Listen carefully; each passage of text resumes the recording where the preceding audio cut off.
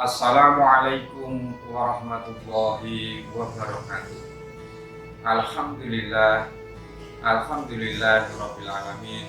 Arsala rasulahu bil huda wa dinil haq liyudhhirahu 'ala dini kulli wa kafa billahi shahida. Asyhadu an la ilaha illallah wa asyhadu anna Muhammadan abduhu wa rasuluh. Amma ba'd. Kaum muslimin rahimakumullah. Alhamdulillah pada hari ini kita bisa bertemu kembali sehingga Allah memberikan rahmatnya kepada kita. Kaum muslimin rahimakumullah.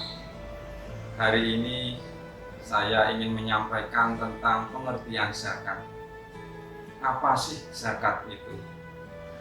Zakat adalah dari kata zakat yang berarti bersih, suci. Bahkan di situ berarti bertambah atau berkembang. Sehingga kaum muslimin rahimakumullah, Allah mewajibkan kepada kita tentang zakat itu adalah supaya harta kita nanti suci, supaya harta kita itu bersih, supaya harta kita itu nanti bisa bertambah. Untuk itu kaum muslimin rahimakumullah, bahwasanya kalau di dalam Islam itu zakat ini dibagi menjadi dua, yakni yang pertama adalah zakat fitrah, kemudian yang kedua adalah zakat mal. Kalau zakat fitrah ini 1 tahun sekali itu disuruh mengeluarkan, atau zakat personal, zakat pribadi, zakat perseorangan, zakat jiwa. Sehingga setiap jiwa yang mengaku Islam maka mereka harus mengeluarkan zakatnya, yakni makanan pokok 2,5 kilogram makanan pokok. Kemudian zakat fitrah ini biasanya disampaikan, diberikan kepada orang-orang itu sebelum Syawal. Jadi sebelum bulan Syawal, sebelum kita melakukan sholat Idul Fitri, maka disitulah baru kita disuruh untuk melaksanakan zakat fitrah itu. Sehingga setelah bulan Syawal, setelah Idul Fitri, maka kita akan kembali menjadi suci kembali.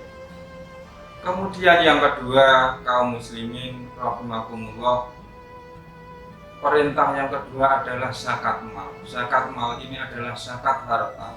Harta yang kita miliki ini ada hak orang lain yang harus kita berikan, sehingga harta-harta yang kita dapatkan ini kadangkala akan bercampur dengan sesuatu yang tidak halal, sehingga disitulah ada perintah untuk mensucikan harta-harta kita. Kemudian kaum muslimin rahimakumullah, kita tidak usah khawatir. Dari zamannya Nabi Adam sampai sekarang, perintah zakat itu disampaikan, tetapi tidak ada ceritanya orang itu bangkrut, orang itu jatuh miskin gara-gara zakat. Tetapi apa yang terjadi justru ketika mereka itu mau menzakatkan hartanya, maka di situ hartanya itu justru akan bertambah dan berkembang. Kalau di dalam Al-Quran, zakat itu ketika orang menanamkan 1 biji, maka akan tumbuhlah 7 biji. Dari 7 biji itu akan tumbuhlah sekitar 70 sampai 100 butir. Sehingga Allah menjanjikan hal yang seperti itu. Ketika kita mau berzakat, ketika kita mau bersedekah, maka ternyata oleh Allah itu justru akan dilipat gandakan harta kita itu menjadi sampai sekitar 700 kali lipat. Makanya kalau kita di desa itu, ya di desa itu ketika kita menanam padi, jadi ketika kita menanam padi, di situ biasanya diambil satu persatu. Jadi benihnya itu diambil satu persatu, kemudian ditanam di situ.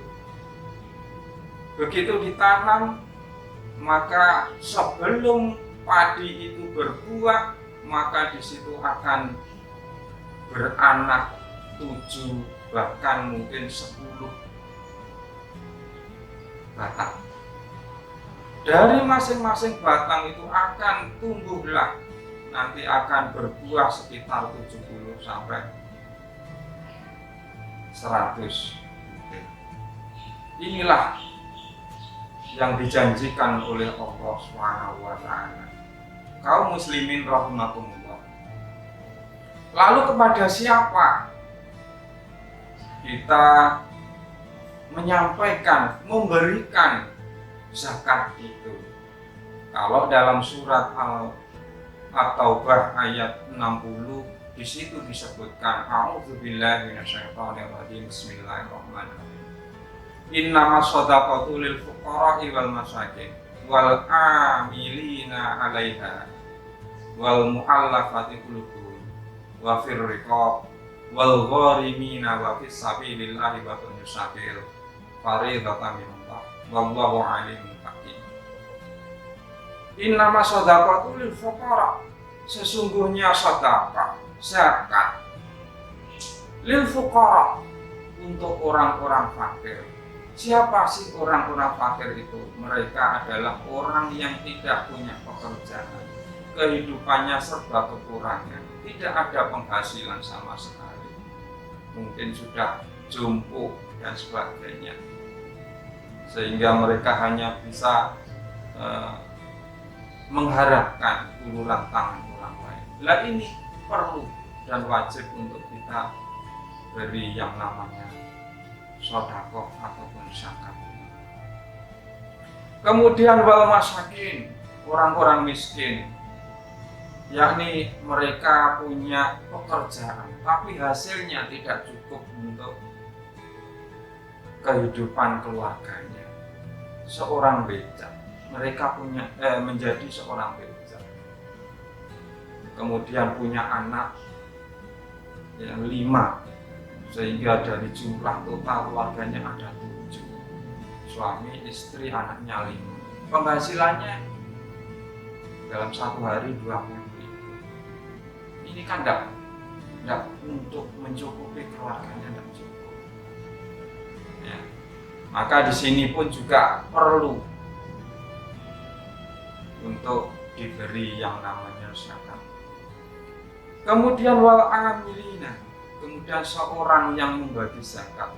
Amil itu adalah orang yang menarik zakat kemudian membagikan. Mereka mengelola zakat itu supaya bisa berkembang. Maka di situ pun juga karena hidupnya dicurahkan untuk mengurusi agama, maka mereka pun juga wajib untuk diberi zakat. Kemudian wal mu'allafati, yakni seseorang mu'alaf, orang yang baru masuk Islam. Mereka hidupnya serba tertekan. Mereka berani meninggalkan keluarganya, berani meninggalkan harta bendanya hanya untuk kekuatan iman. Sehingga disinilah nanti wajib bagi seorang amil ini untuk memberikan zakatnya, memberikan perawatan terhadap orang-orang mu'alaf yang seperti ini.